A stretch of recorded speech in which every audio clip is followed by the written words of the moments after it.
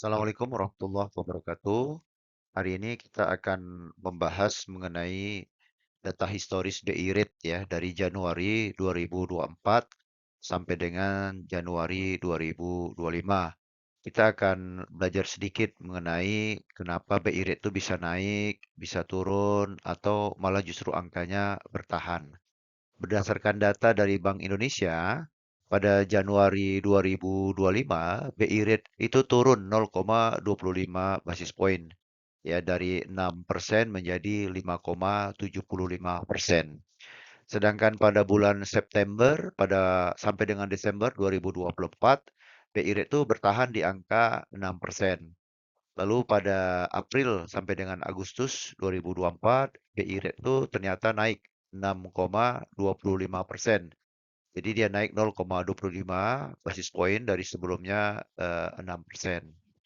Eh, dan di Januari, Maret 2024 ya, BI rate itu bertahan di angka 6%. Nah, tentu ini perlu pemahaman ya. Kita sudah belajar tentang BI rate. BI rate adalah suku bunga acuan yang ditetapkan oleh Bank Indonesia sebagai panduan bagi perbankan kalau mereka mau menentukan suku bunga simpanan dan pinjaman. Tujuan utama penetapan BI rate adalah untuk mengendalikan inflasi di dalam negeri dan menjaga stabilitas nilai tukar rupiah untuk luar negeri dan secara umum mendorong ekonomi bertumbuh. Nah, dalam rangka itu ada penyesuaian oleh Bank Indonesia terhadap BI rate ya, dan penyesuaian terhadap BI rate ini merupakan instrumen kebijakan moneter yang digunakan oleh Bank Indonesia untuk menjaga keseimbangan antara stabilitas harga, nilai tukar, dan pertumbuhan ekonomi. Nah, perubahan BI rate dilakukan untuk menjaga keseimbangan ekonomi dan di setiap keputusan, baik menaikkan, menurunkan, atau mempertahankannya, tentu memiliki alasannya masing-masing. Ya, yang pertama kita lihat kenapa dan apa penyebab BI rate itu dinaikkan oleh Bank Indonesia. Secara umum kita harus memahami bahwa tujuan utama dari BI rate itu dinaikkan secara umum adalah untuk mengendalikan inflasi yang tinggi dan untuk menjaga nilai tukar rupiah agar lebih stabil. Nah, dengan menaikkan suku bunga acuan, maka biaya untuk meminjam itu akan naik ya. Sehingga ini akan mengurangi atau menekan permintaan orang untuk meminjam atau mengambil kredit dan konsumsi. Nah, hal ini diharapkan bisa membantu menurunkan tekanan terhadap inflasi. Nah, selain itu, suku bunga yang lebih tinggi itu dapat menarik investasi portofolio asing ya dari luar negeri. Lalu kalau banyak masuk, maka cadangan devisa akan lebih kuat ya karena dolar akan masuk ke dalam kawasan Indonesia dan ini bisa nanti akan menjaga stabilitas nilai tukar rupiah. Ya, dalam konteks BI menaikkan BI rate bisa kita lihat pada data April sampai dengan Agustus 2024 ya, BI rate itu naik 6,25%. Kalau kita analisis apa yang menjadi alasan BI menaikkan BI rate, itu yang pertama tentu untuk mengendalikan inflasi ya, terutama karena ada kenaikan harga barang dan jasa yang tinggi. Yang kedua menjaga stabilitas nilai tukar rupiah ya, terutama karena rupiah mengalami tekanan, terutama dari faktor global. Dalam hal ini kenaikan suku bunga The Fed yaitu Bank Sentral Amerika. Nah, yang ketiga untuk mengurangi risiko arus modal keluar atau kita sebut dengan capital outflow. Keluar dana asing dari Indonesia akibat adanya perbedaan suku bunga. Di Indonesia itu misalnya suku bunganya dianggap kurang menarik ya dibanding oleh negara lain. Maka untuk menjaga supaya arus modal tidak keluar, maka Bank Indonesia menaikkan BI rate ya supaya suku bunga dalam negeri tetap menarik bagi dana asing. Nah, kita juga lihat ya data bahwa kenaikan BI rate itu eh, memang disebabkan oleh inflasi yang meningkat ya baik dari faktor domestik maupun eksternal. Kemudian kenaikan harga pangan, kemudian harga energi ya menjadi faktor utama yang mendorong BI menaikkan suku bunga untuk mencegah inflasi terlalu tinggi.